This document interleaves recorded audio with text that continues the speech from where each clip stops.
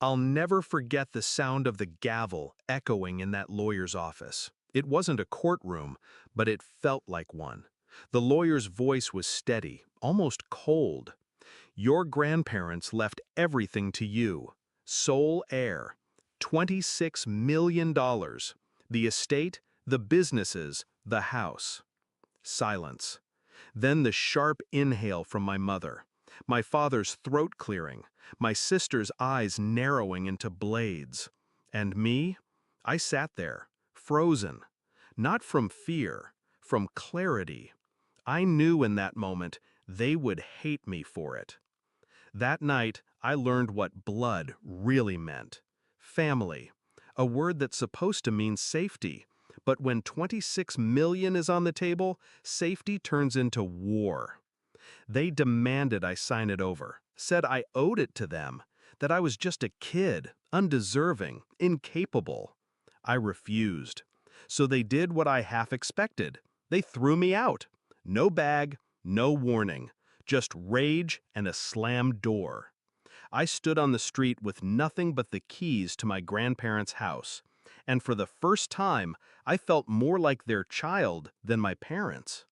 The house was quiet. Too quiet. Every corner smelled like them. My grandmother's lavender, my grandfather's old cigars. And underneath it all, a weight. Their absence was everywhere. But I wasn't alone. Not really. Because as I walked through the hallways, I could almost hear my grandfather's voice. "We prepared this for you. Don't let them take it." That's when the shift happened inside me. I wasn't going to beg. I wasn't going to run. I was going to fight, on their terms. The first step was silence. When the calls came, shouts, threats, my father's booming voice demanding meetings, I ignored them. They wanted me rattled.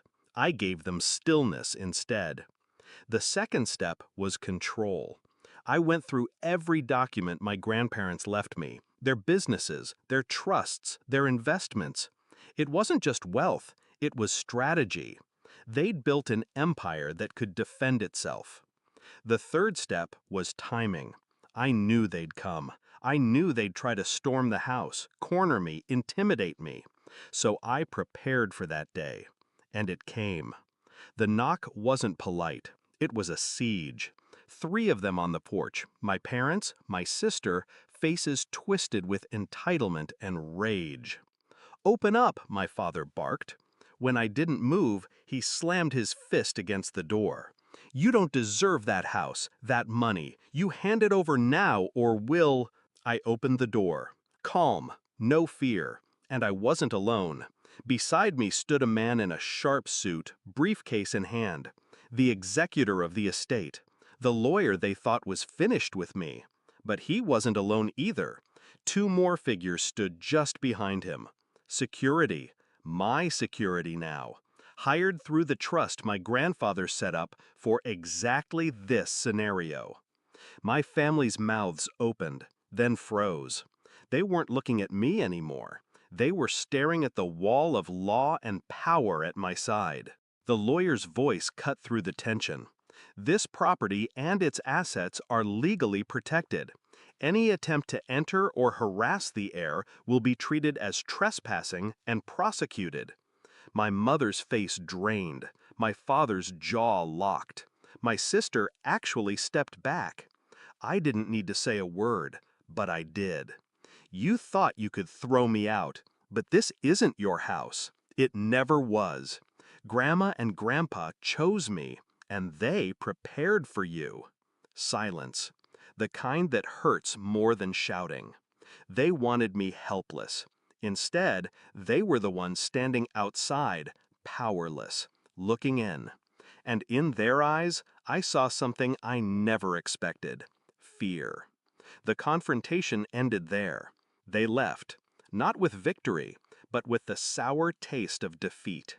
And I closed the door. But I didn't celebrate, not right away, because revenge isn't about noise, it's about precision. And mine wasn't finished. The next weeks, I locked everything down tighter. rewrote the businesses under new protections, cut off their access to every credit line, every favor, every back door my grandfather had once allowed them. One by one, I stripped away their illusions of power. I didn't scream, I didn't gloat, I just dismantled them, quietly.